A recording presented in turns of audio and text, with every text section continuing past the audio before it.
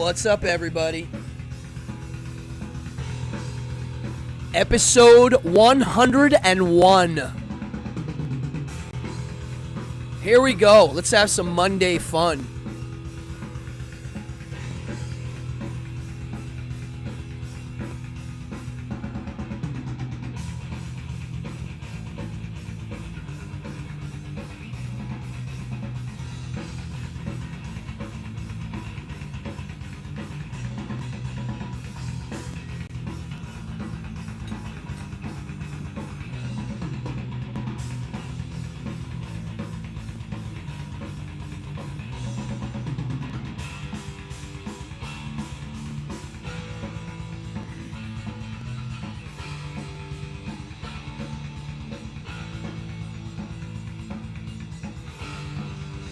Cheers!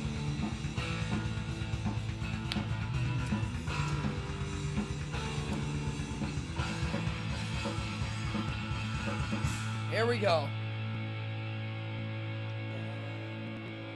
1, 2, 3, 4, 5. Welcome, Monday. How are you? It's Evening Hour Live. Come on in. Wow. How is everybody? Oh, thank you. This thing serves as a great bottle opener and also a weapon. It's very heavy. Come on in. This is an Italian soda, San Bitter. It's a bitter soda. It's like an aperitif and after dinner. You gotta let it sit. It's really bitter, but it's sweet, so I'm gonna let it sit for a minute. In the meantime, come on in. CR, what's up? We have a great group, and I saw someone writing about cookies. We'll chat about that for a second. The Bryant Park tree lighting was tight. You know, this was the first year I didn't perform at the tree lighting. Or last year, too. Hold on a second. This is Evening Hour. We're on episode 101. I can't believe I'm over the hump of the 100. And if you're new, come on in. Grab a drink. It's a chatty show. I want you to come on in and chat, because the more you chat, you get points. You can order stuff for free on the store that's in the description. And anybody that got a mystery box or won the vinyl last week, they're all on the out. You're all going to get them soon. So, thank you. Yeah, Dan P's in here. Ooh, we got a crazy group in here. It's getting hard to keep up now. Yes. Hi, Lilith, Dan, Jason, Ruth. Everybody's in it. Ruth's making cookies. I know that. Let me know if I'm sounding good and clear here. I got a fun episode tonight, and we'll get to that in a second. If you're new to the channel, please hit that stupid subscribe button. It's all I ask. It's very hard to get the numbers up. And, yeah, hit the like, hit the subscribe, hit the notify, even though the notify button, from what I gather, doesn't work that well. Trying to get to 1,000. And I'm moving there. It's moving. I think in the last couple months, my IG is moving, or my YouTube is moving a little bit better. I don't know why. We'll see. Oh, Mama just jumped in. What's up, Mama? Oh, Fallon, you got the record already? Wow. That's fast. Ruth, let me ask you, can you hear the background music right now? I don't know if you can hear it. Thank you, everybody. Thank you, Jason. I had a sort of a mellow-ish weekend. It did work. That's good that it worked. Thank you. And I've been dealing a lot with Department of Buildings in New York City. That's what I've been in DOB hell. This house is a large house. It actually counts as a 4-family unit. So our boiler, because of the house and the size and the zoning, I have to get it inspected every year. I've been told I don't have to. I can get it cleared. It's a real headache. We have violations from the previous owner, and we have new violations because we didn't file. The company I was hiring to do the boiler inspections wasn't filing it. So it's just that's my week, is dealing with DOB and trying to figure out if we should try to get our boiler cleared It's nonsense. I don't know why I'm bothering you with this doldrum. The point is, if you live in a city with lots of bureaucracy, like New York City, it's never easy. Owning a home is a nightmare with legal this and that. Get that laundry. So I've been dealing with that, and getting ready again. My band, Toilet Boys, we're going to do a show this weekend coming up. A fundraiser for Howie Pyro of Degeneration and Danzig. He's a really good friend of ours from many years ago, and he needed a liver, and he got it. So now we're helping him raise some money. So a lot of bands. Us, Murphy's Law, Lunatics, a lot of special guests. And here's where it gets weird. What's up, Amanda? Ben Stiller's band is playing. Go figure. I didn't know until recently. Violations forever. Ben Stiller had a punk band when he was young, and they still play once in a while. So we get to play with them. I can't even imagine. Oh, we still have a boiler. Yes, we do. A big one. Enough to power the size of this house. Let's see if this is ready. Yeah, it's already tasting better. It's a sipping drink, which is why I like it. I had and still have a soda problem. I love soda. I don't drink alcohol, so I like soda, and I like mixing drinks, you know. And this to me is a great thing. It tastes delicious. First time I had it, I just opened the little bottle up and drank it and was like, ah, it's horrible. You got to put ice on it. Yes, it is cookie season. I have already started making Pizzelle waffles. I make them all the time. I make them year-round, but obviously December is the month I crank out a lot. And I just cranked out a bunch, 2 days ago? I cranked out a bunch last week, and now next week I'll do, like, a lot. If you're lucky enough to live near me, come get them. Let me know. I'll make you some. People all want to get them, and they expect me to deliver them. Not happening. You can come to my house. Ooh. Dan, you got the in. See, that's it. That's the deal. Like, well, we don't ever get permits either. I'm not going to tell you, but permits for building? I'm sorry. Forget it. Yeah, it's cookie season. So I don't know if I'm going to do a live Pizzelle episode, only because it's a pain in the butt making cookies in my setup in here. I can do it. I did it last year. If I can get somebody to help me, I'll do it. But me running around, it's just too much. It's also hard for me to talk sometimes. Anything... Oh, I just hiccuped. It's hard for me to talk anything important sometimes when I'm in cookie mode. So, we'll see. Oh, root beer. I like homemade root beer. Look it up. It ain't easy, but it's a cool recipe. Pizzelle. Look up Pizzelles. Ruth has a Pizzelle iron, and I sent her my recipe. Anybody out there wants to get a Pizzelle iron, let me know, and I'll send you my recipe. They're not hard to make, but they're not easy to make. They are very rewarding and make excellent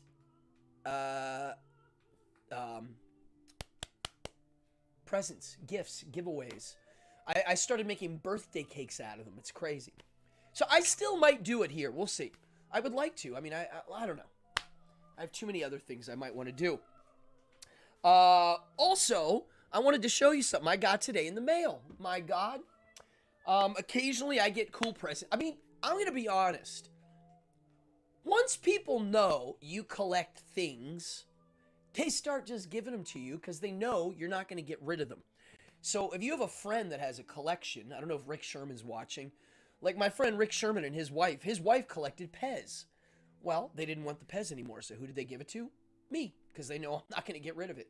I don't usually sell stuff unless I'm desperate or buying a house. So I keep stuff. So people give me things all the time. And like, I mean, I get presents and I like them. And so somebody, a friend of mine I met him because he was a fan of my band. His name's Jason. Jason Satterfield. I don't know if you're watching, Jason. What's up, brother? I met him through the band. He would come see my band. When's the first time I met you? I can't even remember. But he would come see my band and hooking me up with King Diamond bootlegs. And so, like, here's a Black Rose bootleg of King Diamond's early band because he knows I'm a fan. And then today, I get this in the mail. You gotta be kidding me. Look at this. What is this? Well, for anybody here that doesn't know, this is Super 7 is the company. Now I'm gonna open it and show it to you. Folks, this is glorious. You know any King Diamond fans? First of all, the box. Look at the shape. For those in the know, it's a nice little trapezoid shape. Look at this box. I mean, seriously. Now watch this. Whoop. Folks, come on. This is outstanding. Now I'm going to get in close. Look at... No, the damn glare is going to kill it. Okay. Look at the faces it comes with. It comes with early Merciful Fate and King Diamond without makeup. It comes with his hands, his bone cross. I mean, if you're a King Diamond fan, this is an absolute must. Look, here's the scale. You can see. It's bigger than a Star Wars action figure. It's actually taller than a He-Man toy, too. Yeah. Oh, this camera's way better. Anywho, Jason, thank you. The only thing bad is I gotta find a cool shelf for this now, or make a shelf for it. I make a lot of shelves just for one toy. And this will remain in my home, Jason. Thank you very, very much.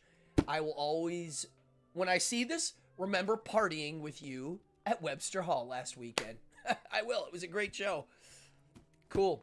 Yeah, so I know we have some King Diamond fans out there.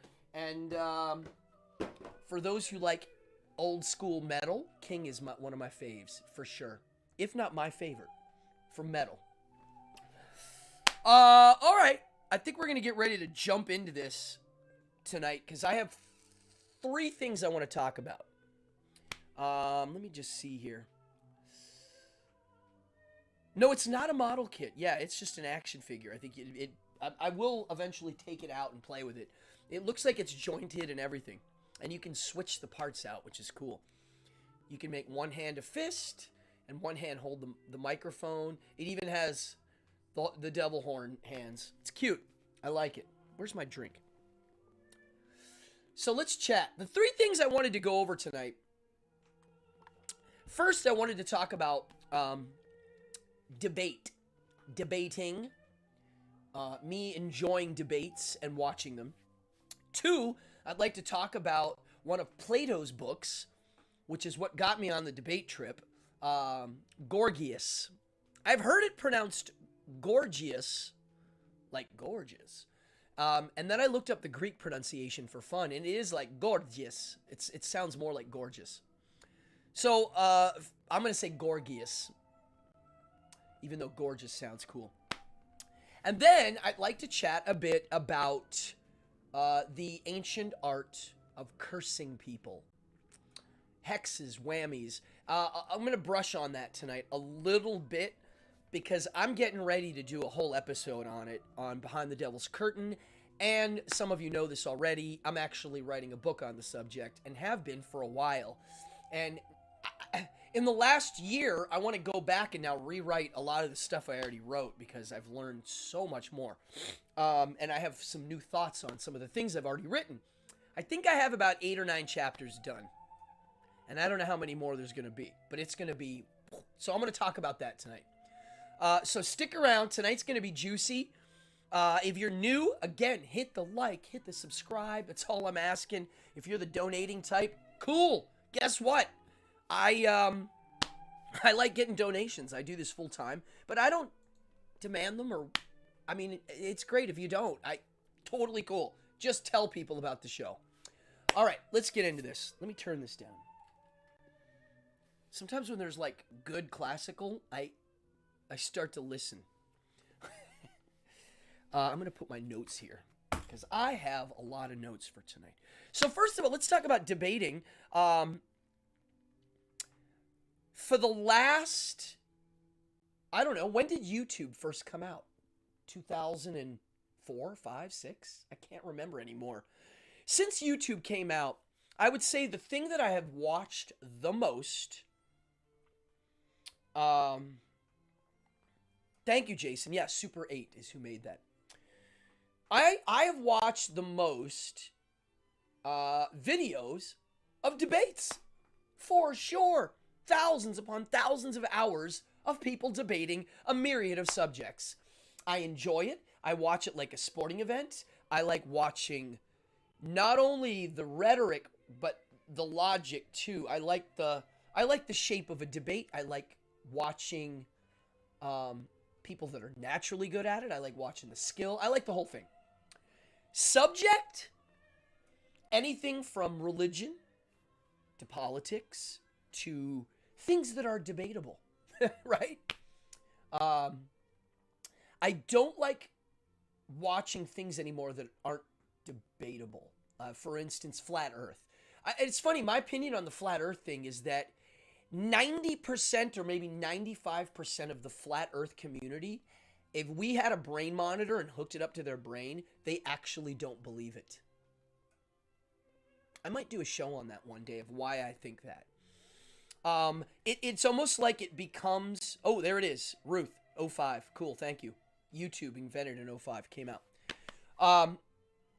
The reason why I think the flat earthers don't believe what they're saying, if you watch the Flat Earth documentary that did pretty well on YouTube, you can hear the guy say it a few times, like, but what if it is this, right? He doesn't say, yes, it is. I think what it is, and this is partly why I like watching debates, I like watching apologetics of certain subjects. How someone defends the slavery in the Old Testament, for instance, and the New Testament, for that matter. Like, how do you defend that? Well, there are people that are good at it. How do you defend, we can go on and on. There's a lot of things. And so the flat earthers, I think, a lot of them, they get into the hobby of apologetics of the subject. And it's kind of a fun thing for them. It becomes a weird hobby of sorts that they get obsessed with. And through that, they form a bond with the subject of flat earth that they feel pretty, like, tight with. But if we hooked up a brainwave to them, I guarantee you that their subconscious is like, yeah, I don't really buy this. Just like I think people that believe in gods, with a lowercase g, their subconscious tells them it's not real also. Another subject. But anywho, I like debating. Now, over the years, when I was younger, I really liked debating religious people and fundamentalists on the Bible. I thought it was fun. I've read the Bible. I understand its weak parts and its strong parts and all the apologetics, and I thought it was fun. But as I got older, I just don't care. And I know from people that know me that they sometimes think that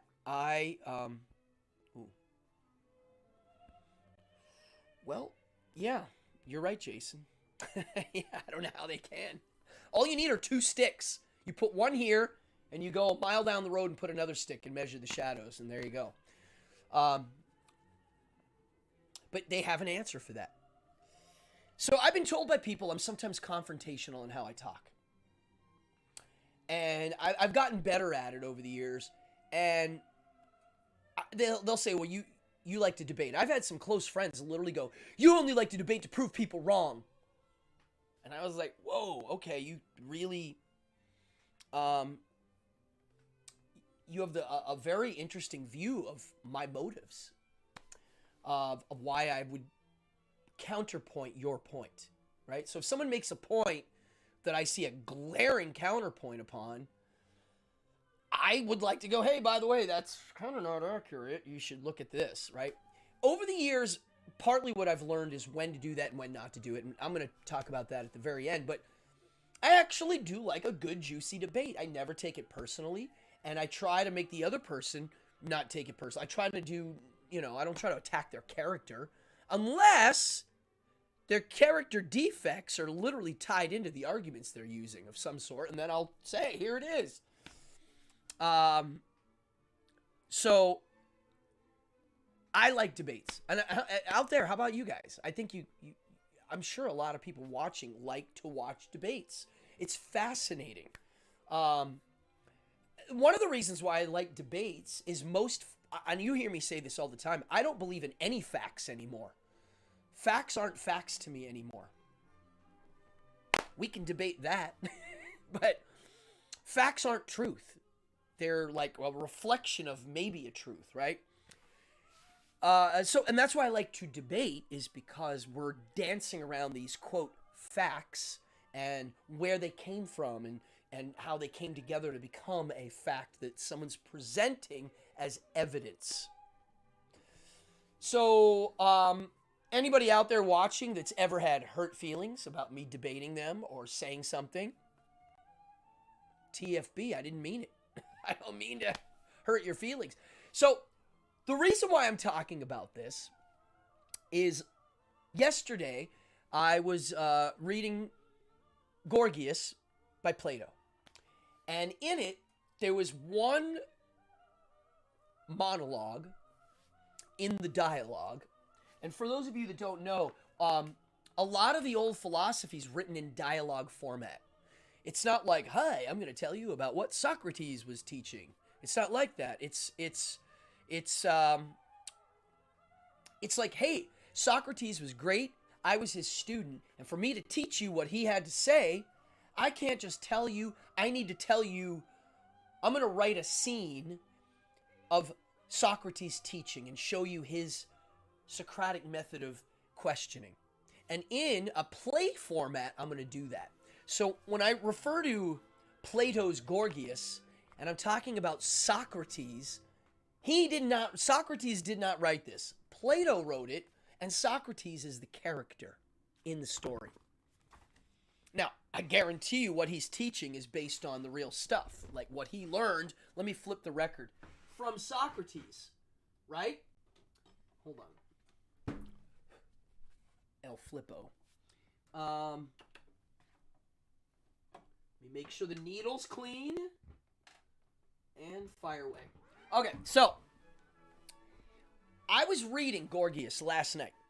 And in the story, Socrates, so here's what happens. Let me give you a little overview of the story. And a lot of these are like this.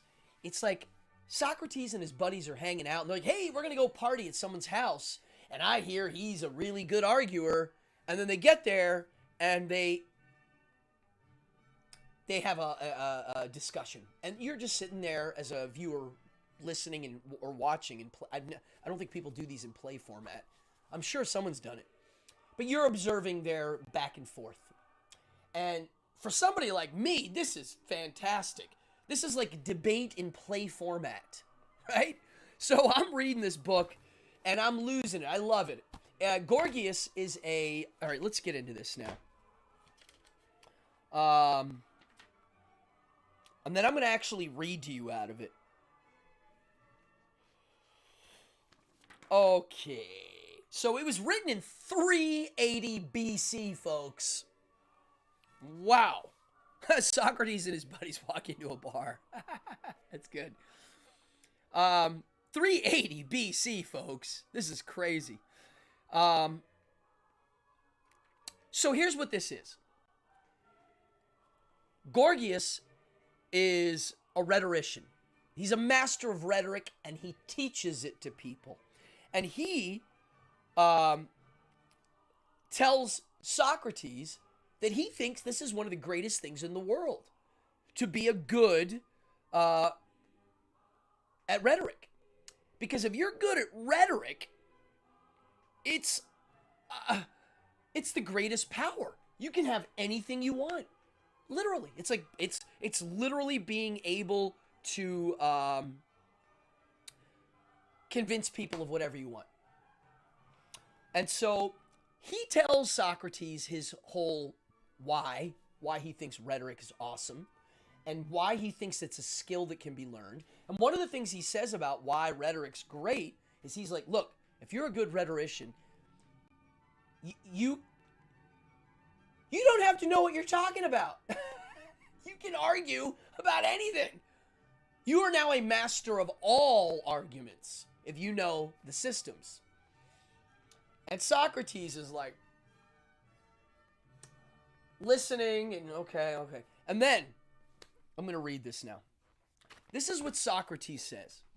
And I'm going to be quite honest. It kind of took me I was like, wow.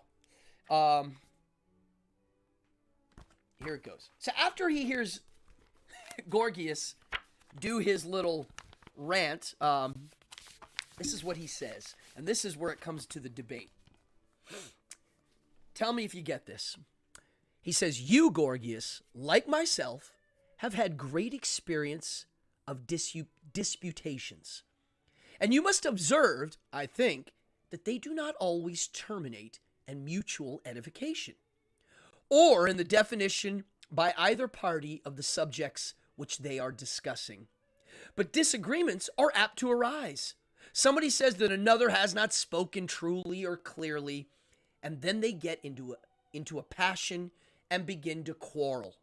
Both parties conceiving that their opponents are arguing from personal feeling only and jealousy of themselves, not from any interest in the question at issue. And sometimes they will go on abusing one another until the company at last are quite vexed at themselves for ever listening to such fellows. Why do I say this? Why? Because I cannot help feeling that you are now saying, I'm sorry. Why? Because I cannot help feeling that you are now saying what is not quite consistent or accordant with what you were saying at first about rhetoric. And I am afraid to point this out to you, lest you think that I have some sort of animosity against you, and that I speak not for the sake of discovering the truth, but from jealousy of you. Now, if you are of my sort, I should like to cross-examine you. But if not, I will let you alone. And what is my sort? You will ask. I am one of those who are very willing to be refuted. If I say anything which is not true, and very willing to refute anyone else who says what not is true, and quite as ready to be refuted as to refute. For I hold that this is a greater gain of the two, just as the gain is greater of being cured of a very great evil than of curing another. For I imagine that there is no evil which a man can endure so great as an erroneous opinion about the matters of which we are speaking. And if you claim to be one of my sort, let us have the discussion out. But if you would rather have it done, no matter, let us make an end of it. Wow. I love this. This is him using rhetoric of his own kind to get him to debate him. And he uses a little ego because he's like, look, if you're like me, you're going to love it. This is what we do. You know, dude, this is cool. This, to me, when I read this, the first thing I thought of was Shakespeare's advice to the players. Anybody familiar with this? These are like inside of a body of work, a little nugget of info that's actually advice for almost like another thing. Like a little side note, like a hidden lesson. You're like, oh, here's another little lesson. Shakespeare's advice to the players is in the play of Hamlet. Hamlet's getting ready to do a play in which, in the play, he's basically hinting that he knows what a scumbag his family is, his uncle. And he's getting his actors ready for the play. So he has a monologue. And in the monologue, it says nothing about what I said about him trying to like stab through the story that his family are scum. It's him literally giving advice to actors. It's like a hidden little moral message. Speak the speech, I pray you, as I pronounced it to you, trippingly on the tongue. But if you mouth it, as many of your players do, I had as lief the town crier spoke my lines. Nor do not saw the air with your hands too much. Thus use all gently. For in the very torrent, tempest, and as I may say, whirlwind of your passions, you must acquire and beget a smoothness. I think that's what it is. It's Shakespeare speaking through Hamlet, right? So when I read this, I was like, wow, this is so cool. At the beginning, he's like, look, I'm not attacking you here personally. You know, this is not personal. And so obviously they get into the debate. Now, it's funny because they start to get into the nuance of it where is it a knack of rhetoric or is it a technique? Knack meaning naturally just good at it, and what is the morality of it all is kind of one of the questions. And it ends up they admit it's there's no morals in rhetoric. Philosophy is the bed. At the end you realize like it's about the philosophy is the bed to make it really mean something. Because if you all right, here we go. Rhetoric is a surface adornment. A form of flattery. Okay, so here's where Socrates kind of sticks it. He basically gets Gorgias to admit that his rhetoric works better for an unintelligent audience. And Gorgias is like, yeah, of course. And he's like, see, it's kind of weird. Like,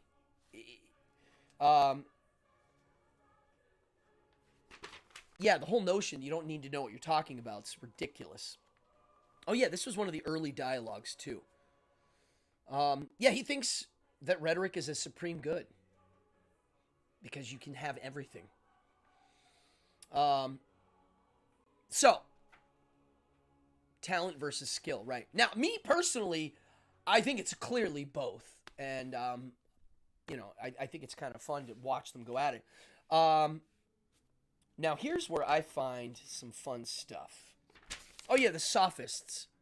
Clever, eloquent, no depth or skill, and the philosophies meet.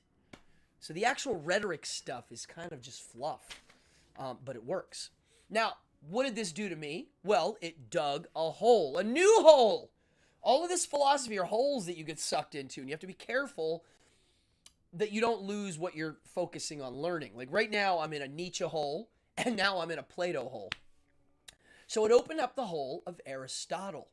Aristotle is Plato's student. Aristotle is also the teacher of Alexander the Great, which is crazy. Can you believe these guys were all alive within like a little chunk of time? Socrates, Plato, Aristotle, Alexander the Great, Diogenes, all of those guys, Crates, all of the Cynics, they were all around at this time. This is crazy. So Aristotle, his definition of rhetoric. Oh, the other thing I wanted to say is I was just reading that Gorgias. How crazy is that that's 380 BC? I don't know who did the translation, but it's very easy to read. Aristotle's definition of rhetoric is the art of seeing the available means of persuasion. Wow. I love that. Talent versus skill. Yeah, I do think it is both, though. Because there's definitely a skill, and I know that because I use rhetoric in doing my magic. Like, I was forced to learn how rhetoric works through the art of learning how to be a magician, because that's what we do. We're painting a picture for you to, we're framing things for people to look at. And so how I say things is part of the frame, the words I use. Yes, the nature of debate is complex, the real stuff. So Aristotle, for him, rhetoric is any form of communication. It's not necessarily speech, it could be writing. And he broke it down, let's say the spoken version of rhetoric. Aristotle gave it, who died and left Aristotle in charge? Yeah. That's great. Bill. Oh yeah, Bill, you have something coming to you too. So, speaking rhetoric. He broke it into three things. The forensic, which is the art of spilling facts, giving out facts. Two, the epidectic. That is a proclamation. The one thing it's like a wedding speech. It's not about convincing somebody to do something. It's more of like a fluff, a literal fluff. You're proclaiming either a good or a bad of sorts. And then deliberative rhetoric, also known as symboleticon, symboleticon. It's a long Greek word. Also known as deliberative rhetoric. That's the one. You got it today too? Oh, cool. So fast. Deliberative rhetoric is the one that's the most fascinating because that's what politicians do. That's what activists do. That is you doing a speech kind of showing where things as they move are going into the future. It's almost like what I'm always talking about, deterministic thought. I've given that word deterministic thought, that phrase, its own definition, my version, which is the ability to see into the future. Not through supernatural means, by logic or you relaxing and letting everything just kind of come into you and you're able to use a logical brain to see where things lead. Deliberative rhetoric is shaping someone's thinking, they're listening to you, about how something might turn out. Right? And so this is where it gets kind of fun because I'm learning this stuff and I'm reflecting of either how I've used it or how I had to learn how to use these techniques. So let's talk about this deliberative rhetoric. 3 parts to deliberative rhetoric that Aristotle broke it into. Now, of course, there's more parts to all this, but this was just him shaping it, which is so we can talk about it. Ethos. Ethos is, as a speaker, you convincing them of your credibility. For me as a magician, sometimes that's done by somebody else in an introduction. Ladies and gentlemen, the entertainer you're about to see works as a full-time professional magician all over the United States working for corporate... Okay. I don't know this book, but I'm going to write that down. Eric Hoffer. Yeah.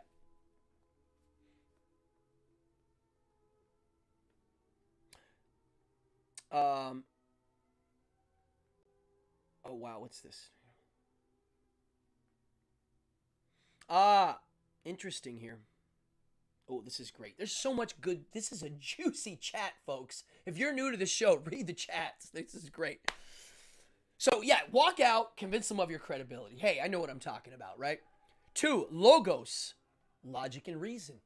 This is where you explain it using logic and reason. Hey, look, these guys are doing this. These guys are doing this. And if you do that, this is what's going to happen.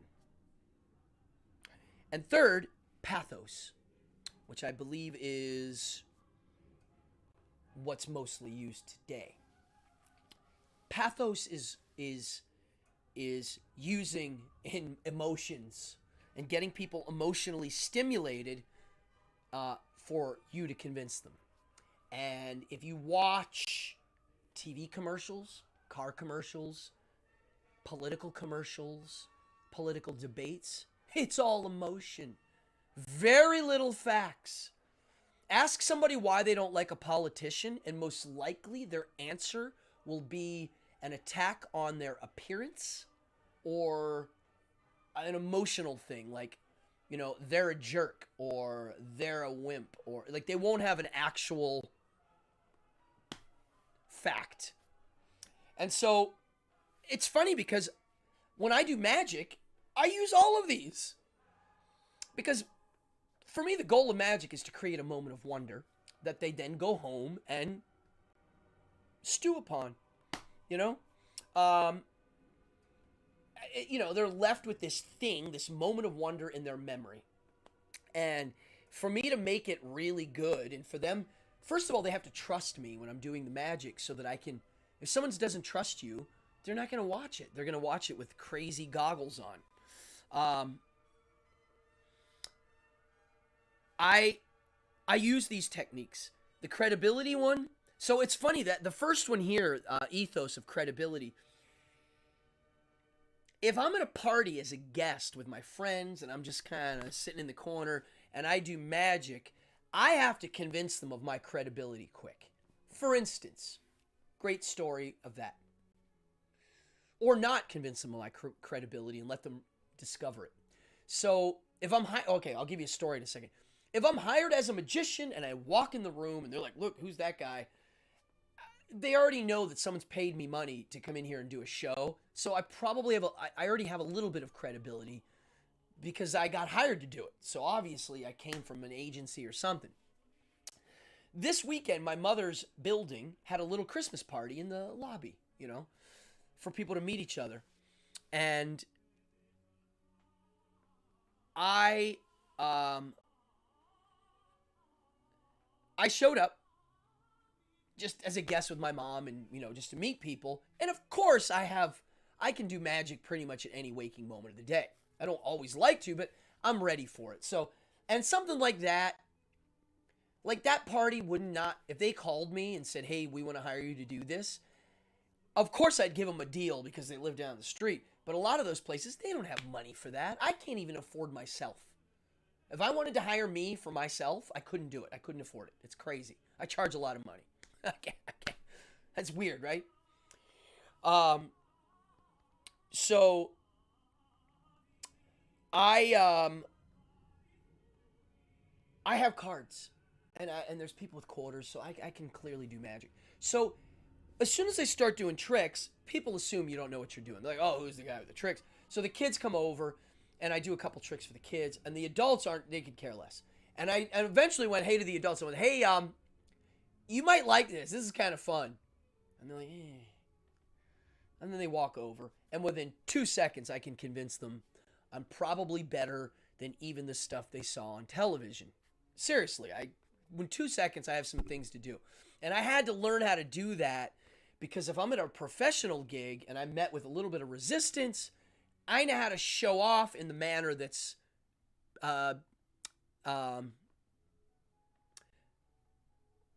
productive. Not show off or, oh, who's the show off? But like, oh, okay, he's good. And so I use all of the logic, and the reason is what sets it up so that the impossible part happens, and the emotional context is the real hook. And it's also me watching myself do magic, because they're watching me do it. So I have to react to it too, right? It's something magicians never think about. When magic happens, how does the magician react? A lot of the mind reader guys that I don't like, when they're able to read your mind, they're like, hey, I'm good. It's like, to me, that's bad. Yeah, I have a certain way I react to my own magic in some ways. So all of this creates that experience. All of it is rhetoric. It's getting people, you're convincing them of something. I find rhetoric to be a fascinating study. I find it to be important. But I think teaching people how to be a good communicator is the first thing. How do you communicate an idea as accurately and clearly as possible? One of the things is have a good speaking voice. Don't mumble, It's funny. Let me go into the thoughts before I start talking about cursing. Now, why do I debate? Why would I debate? This is what I was thinking about.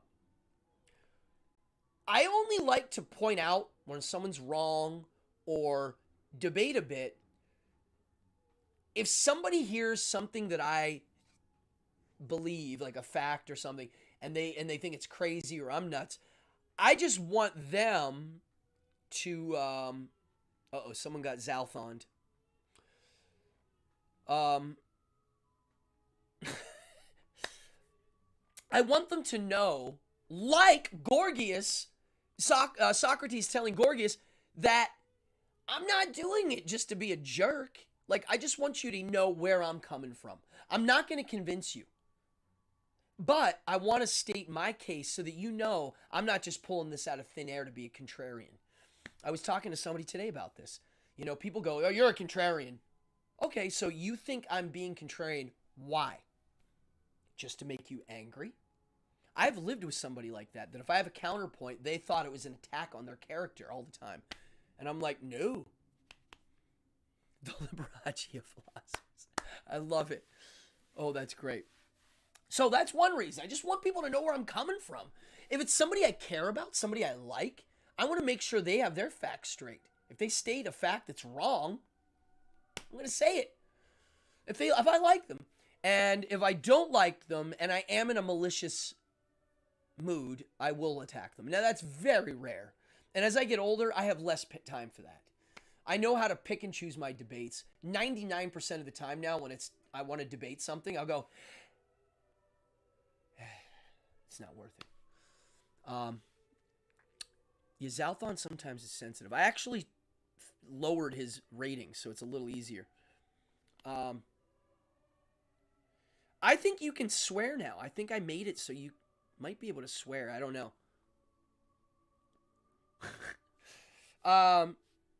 If I've put time into learning a subject and someone spouts a fact that's wrong, or not wrong, but in a weird angle on it, I'd like to go, oh, by the way, I've learned this about that. You should maybe look at it too. You know, if I put the time in. But I think rhetoric is most useful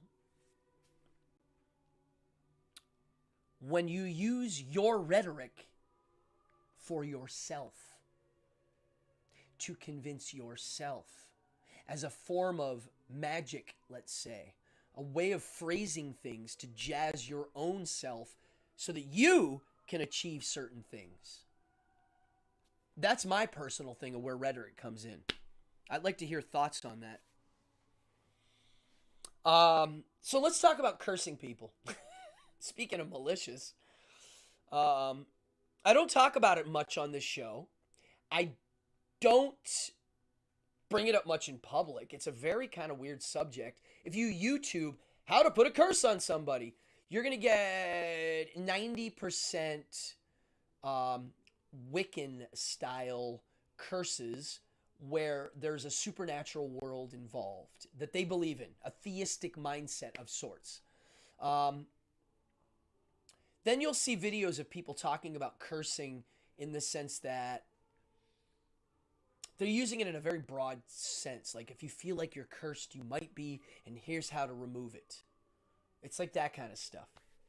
So years ago, I wanted to write an essay on my thoughts on what a curse was, and maybe its mechanics of sorts. Now I'm going to sit cross-legged. My brain, I don't know why. When I sit like this, I can think better. And so I wanted to write a book on it. And as I started doing my own research, I opened a can of worms. And so I was trying to come up with a good definition of a curse the other day for my own stuff. I mean, okay, well, let's backtrack a bit. So I wanted to write a book on the history of what a curse is, what it means, what a hex is, what, for those of you that, I don't know if you know this, the actual term for a curse is an imprecatory prayer. Praying to God, or a god, or gods, or something, so that that thing causes, you're praying to God for destruction, is basically what it is. Whether that God be G-O-D, or S-A-T-A-N, or the Flying Spaghetti Monster, you are praying to this for, okay, imprecatory prayer. A hate prayer, as it will. And there are hate prayers in the Bible. Look up imprecatory prayer. So as I'm looking this up, I start looking up Well, okay, Bill, you're touching on a subject, but here's the thing: what you just said. This is cool because this is a whole chapter on this in my book. The easiest way to curse someone is to tell them that you did it and sit back and watch their imagination as their imagination does the work. Yes, and that also works on skeptics too, if the rhetoric of the person doing it is on point. And so, but what's the legality of it?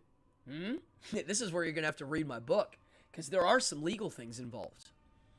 And I've done the research on it, and I am doing more research. So let me look. I have some definitions of curses here that I wanted to throw at you. Oh,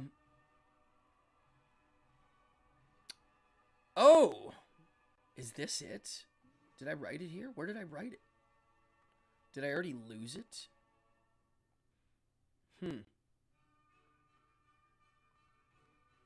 Oh yeah, here it is.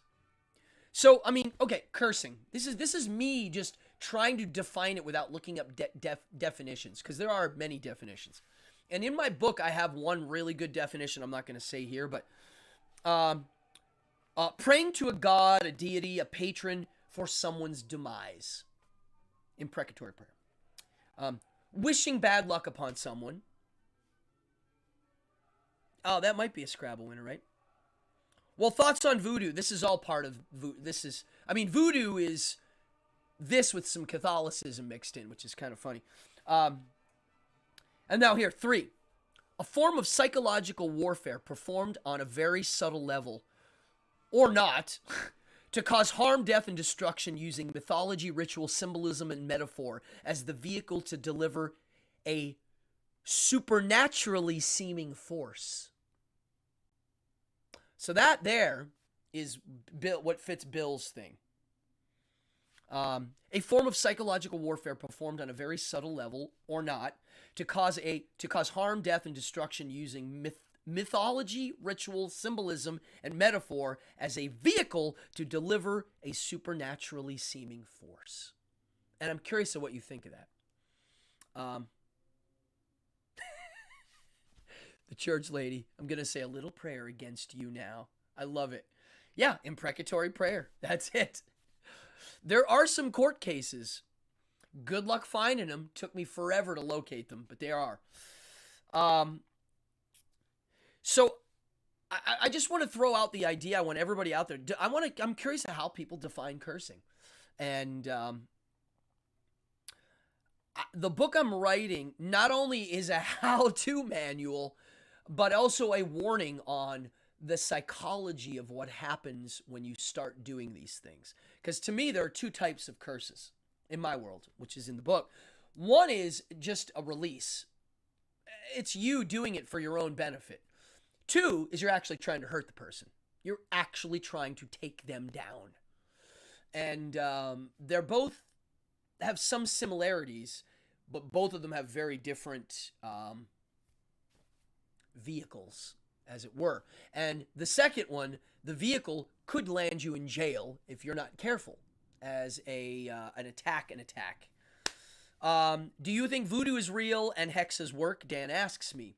The answer to that is absolutely, if the person doing it is a good wizard and the person watching it, well, I don't care about the person watching it. If the guy performing it's a good wizard, whether it's real or not, it doesn't matter. That's how I look at this. When I use the word wizard, I'm using the word wizard in the Wizard of Oz sense. The Wizard of Oz is more powerful than all the real magicians in the world of Oz. He's the boss, yet he's not even a real wizard. So, to answer that question, yes, I do believe it's real. If, like, for instance, I don't believe that Reiki is real. But I do believe Reiki can work if the Reiki master is a good wizard. Okay? See what I'm saying? This is why I stopped criticizing lots of things, because I have a very different version in my mind of how these things work than the person performing it. So I would say 99% of all Reiki people are FOS. But the 1% of real wizard Reiki practitioners I'll say, yeah, they have power. Their rhetoric of sorts works. See how why I tied this in? There's a reason. Concentrating, wielding, accelerating what that person deserves, usually something terrible. Yeah, that's a good, I like that. Yeah, what do they deserve? And we can access that energy, of course. I forget, I wish my buddy Rick Sherman, I don't know if you're watching, he pointed me to somebody who did a little thing on the notion of what's better. Putting a curse on somebody, maybe like burning a black candle and chanting how you want that person to die. And then maybe they do die as a coincidence and you can go, wow, hey, maybe I did that, right? Or the person that you don't like, you write a satire about them. The whole world laughs at them. The person goes nuts, kills themselves, and for the next 100 years, everybody laughs at them, even after they're dead. Which is better, the black candle method or the satire?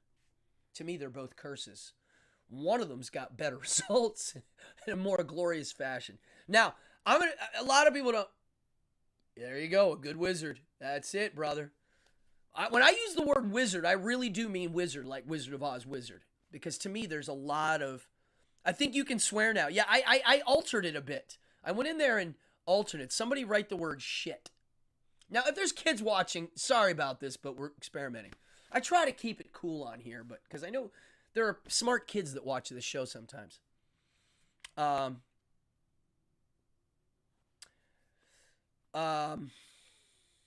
was I going to say? Anywho, on the note of the curse. So, I honestly, I like talking about it. It is a controversial subject. Sometimes when people hear that it's one of my things that I'm working on, they're like, ugh, God, why? Well, I'll say one reason why I'm writing the book is I'm good at the curse thing. I know a lot about it. I have a lot of experience. Oh, see, there you go. Shit, you just put it in. Great. Drop an F-bomb. I'm curious. The F-bomb might still be in there. I don't know. Banhammer. Well, it's, I wanted to put a face to the banning. There it is. It's hard not to look at the many people who deserve the worst they always want. Yeah, well. So that's the idea of a curse for me. A healthy version is if you really do indeed put a curse on somebody, you must treat that person as dead. Whether they live on and prosperous, for you, they're dead. You've killed them in your world, right? That's the way, right? That's what we would all agree on. That's the healthy way. If you really do want to get the person and oh, see, there it goes. So Zalthon he did get you. Yeah. Okay. You can set it so it permanently bans the person. It's crazy. They have some crazy settings in there. What was I saying? I was on a track and I got derailed. I'm good at cursing. Not only am I good at cursing, I'm really good at writing curse poetry. It's one of my hobbies. If I'm mad, I write a poem, and it's a curse. And sometimes they turn into songs. My Opulence band has a song called Curse, and if you hear the lyrics, it's a curse. You can take it right out of the lyrics and write it down and use it for some hate-filled poetry. It is my dark side. It is my malicious side.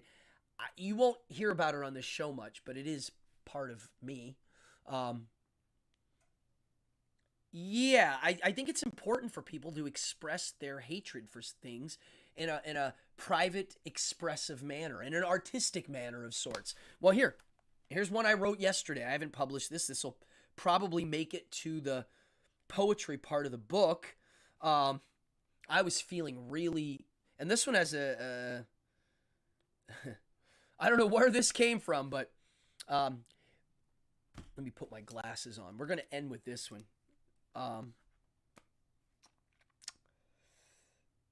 May you shit your pants in public and everyone will know. Embarrassment is virtue and humility to be bestowed.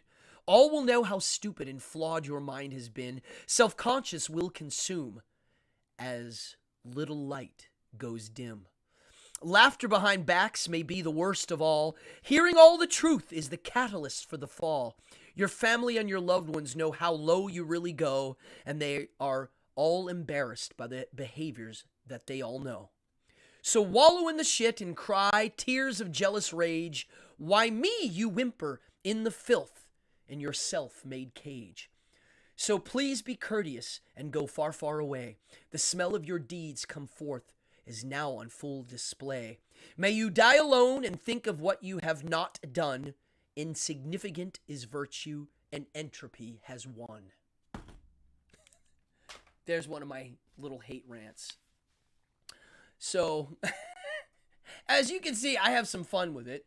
And I think it's healthy. I think it's a great way to get out some angst. And so, stay tuned. I've been writing this book for a good solid 3-4 years. I've got a nice chunk of it done. If I ever croak, the people that know me where my notes are, they can edit it and publish it. Because I think it's fun stuff. I think it's fun. I mean, it is controversial. It is dark. It has a mean spirit sometimes. And I'm writing it almost as a warning to most people to not do it. And I want people to understand a little bit of my psychology and what I'm presenting. There's an old saying in the magician community. And when I say magician, I mean, magic tricks. Hi. It's if you want to hide a secret, put it in a book. Because if you publish it in a book, you'll get credit. It's your ideas that will get passed on. You live on through that, but not everybody's going to sit and read a book. So if you want to hide something cool, do it in book format, which is what I'm doing.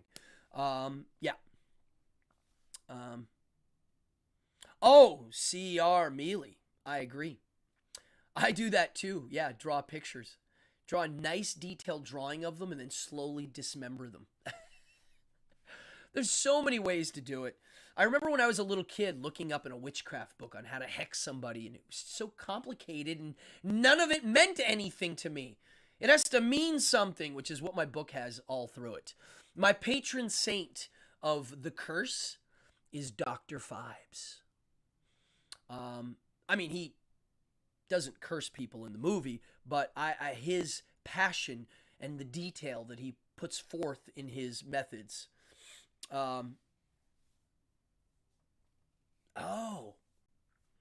Yes. I've heard about this stuff, and I need to know more. Yeah. Because this curse book ain't done. My goal is to write a curse Bible, as it will, that has a lot of stuff. See, here we go. Here's people writing their little favorite methods. Ruth. Glass jar. Ooh, it's like a glass coffin. How about making voodoo dolls of people you don't like, but don't do anything to them? It's like they're in waiting. That's something I'm a fan of. You have them in waiting. It's like the prep. It's like they haven't gone far yet, but it looks like they might, so get ready. Yeah, I love this stuff. It's fun. I don't recommend cursing people for most people. I'll say it straight up. A lot of people ask me, hey, I have somebody I don't like. They'll say, will you curse them for me? No, I will not. And two, they'll say, well, how do I learn? And usually I scare them away from it right away. So, can't wait to share more with you. Whew. That episode was a lot, folks. I'm out of breath. It's Monday. It's my favorite day of the week. If you're new, please hit the subscribe button. I try to make these have meat in them. My whole point of these episodes is to just get you to chew on some fun stuff and to go do your own research. I love it when somebody shows me something small and it opens up a new can of worms. I don't always like getting handed a can of worms. I like getting the can and opening it myself and going, whoa, more to learn. And so, yeah, that's what this is for. Wow, we had a good group tonight. Yeah, Phibes is great. I'm in the mood to watch it. I haven't seen it in a while. Oh, wow. See? I used to do it when I was a kid too. I love this. That was a lot of territory, Ruth. From cookies to philosophy, Socratic method, Aristotle's logic, to cursing, back to rhetoric. Whew. All right. Well, I hope you enjoyed tonight. Tell your friends about me. I'm working on this episode, and I also am working on other stuff. And I think I'm gonna do maybe a Pizzelle episode. The first yawn. Huh. God, I only had one sip. Thank you, Lilith. That means a lot coming from you. Thank you. Yeah, folks, have a killer week. I have a very busy week. I start to do my corporate shows this week. I also have a Toilet Boy show on Saturday and a magic show right before it. So I'm very busy. I also have a band rehearsal. I'm in now December mode. And I'm going to keep it rolling. You probably won't see me here until next Monday. I'm definitely not doing a Wednesday. And I'm definitely not doing a Friday because I have a gig. I'm working for a company on Friday. And I have Zoom shows next week for companies that are doing their holiday event on Zoom still, which I'm totally cool with because I get to work right here and do a show. One of these days, I'll show you one of my Zoom tricks that I don't do here. Yeah, cool. Thank you, everybody. I have a great group here. I hope you had a good time. I'm going to bounce out of here quick. I don't have anything else to say. I'm going to take us out with the end credits and get on with the rest of my Monday. I thank you. Please hit the notify, hit the subscribe, hit the like button. And for those of you that like to donate, great. There's a donate button. There's a subscribe button down here. And if you go right below, you will see in the description where you can donate. Thank you. I'm out. Party on, Wayne.